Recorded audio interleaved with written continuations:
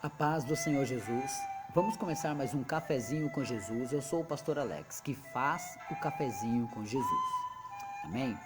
Antes que comecemos essa mensagem, eu quero dizer aos meus amados irmãos, os meus ouvintes queridos, que quando visitarem a minha página, curta, meus irmãos, para que vocês possam receber as mensagens, as coisas que eu coloco ali de agrado do Senhor. E quando vocês também visitarem o meu canal no YouTube, que vocês possam curtir, compartilhar, que vocês possam ali deixar algum comentário, que vocês possam ali também clicar em gostei. Por quê? Porque a evangelização ela necessita disso, de que a gente possa fazer parte. Entrar lá no canal, escutar o estudo e pronto, acabou, você não estará me ajudando. Haja vista que eu não faço isso por vontade própria para ganhar alguma coisa. Não. Eu faço isso porque é o meu chamado. Só que eu necessito que a gente semeie mais. Tá entendendo? Para que mais e mais pessoas possam conhecer o trabalho do pastor Alex. O que eu necessito com isso é que muitas igrejas conheçam o meu trabalho e não gastem mais dinheiro com pessoas que fazem tudo por dinheiro. Eu preciso de dinheiro. Eu também sou necessitado. Mas quando me convidam para pregar ou para palestrar, de forma alguma eu cobro alguma coisa, a não ser a minha passagem, a minha e a da minha esposa. Porém, eu vou, faço o trabalho e não cobro nada. Mas eu necessito que isso se expande mais, se espalhe mais, que as pessoas conheçam esse trabalho. Amém? Então eu conto com vocês, meus ouvintes, que vocês possam passar para frente.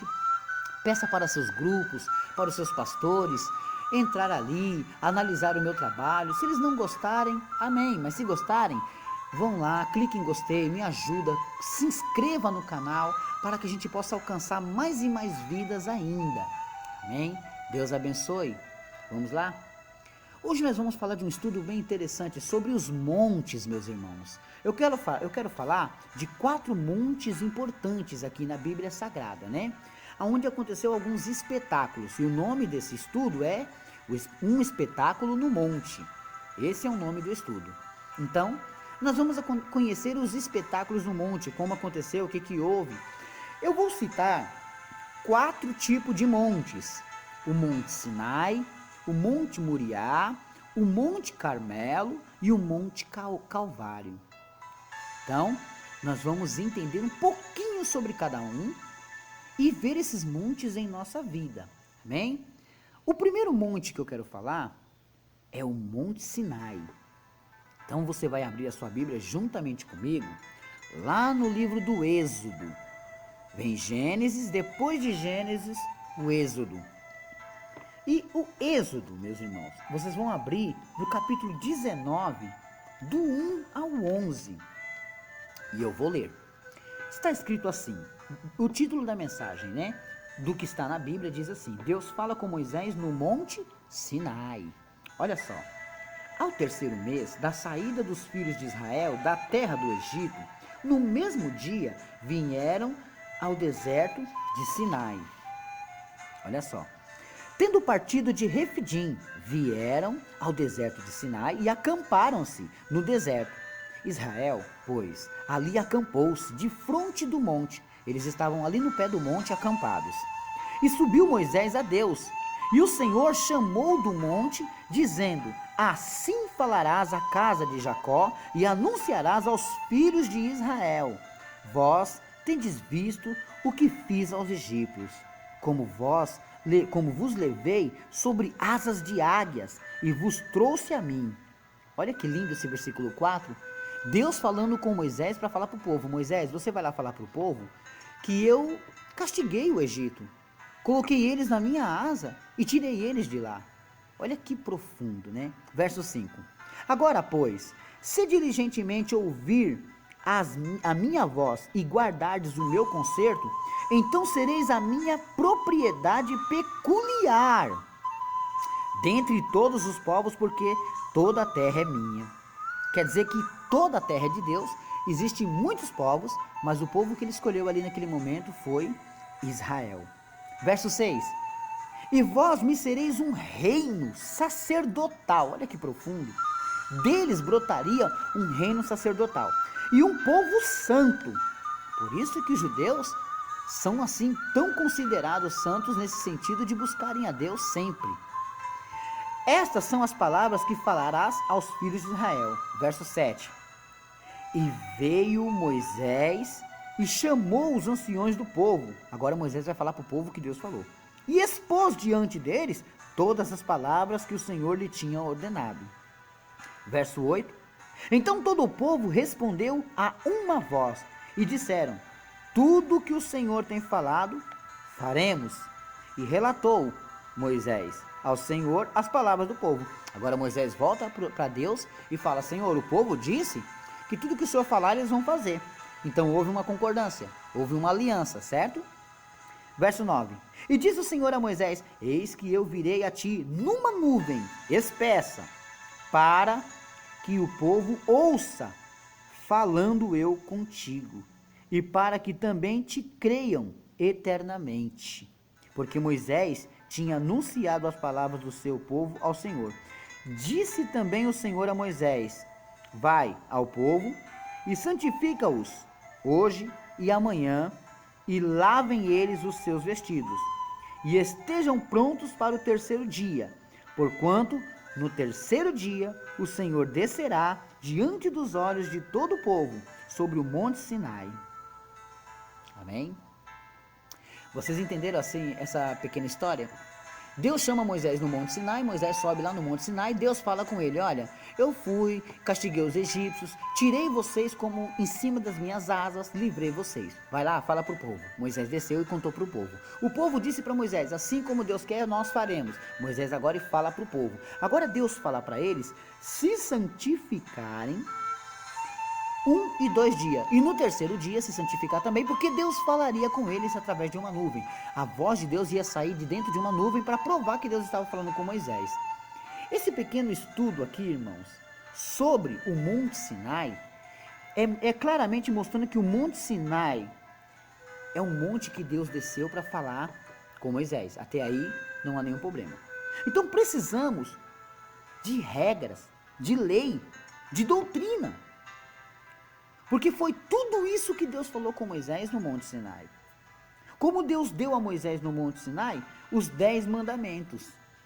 Jesus reduziu em 2, que é o amar a Deus de todo o seu coração e amar o teu próximo como a ti mesmo.